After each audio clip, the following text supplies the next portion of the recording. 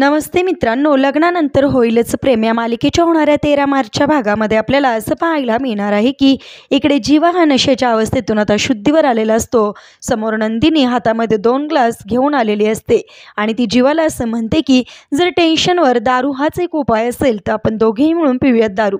आणि तो असलेला ग्लास ती स्वतः एक तोंडाला लावते आणि एक ग्लास त्याच्या हातामध्ये देते. त्यावेळी जीवा म्हणतो, थांब, काय करतेस तू?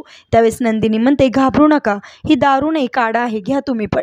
त्यानंतर इकडे आपल्याला असं पाहायला मिळतं की काव्य ही फार टेन्शनमध्ये असते आणि मोबाईलमध्ये बघत ती असं बोलते की मला कोणता असा वकील असेल की तो लवकरात लवकर घटस्फोट मिळवून देईल. त्या क्षणी तिथे नंदिनी येते. नंदिनी म्हणते, मला असं वाटतं काव्या, तू एकदा शांत बसून विचार करावा. तू तू तू सुद्धा तुझ्या नात्याला एक चान्स दे, तुला नक्की काहीतरी नवं सुचेल. त्यावेळेस इथेच आता काव्या गप्प बसते. आता नंदिनीचं खरोखर काव्य ऐकून पार्थला नवरा म्हणून स्वीकारून नात्याला नवीन चान्स देईल का? तुम्हाला काय वाटतं कमेंट करून नक्की सांगा. आणि असेच मालिकेच्या पुढील अपडेटसाठी रंजक मराठी चॅनलला सबस्क्राईब करायला विसरू नका. धन्यवाद.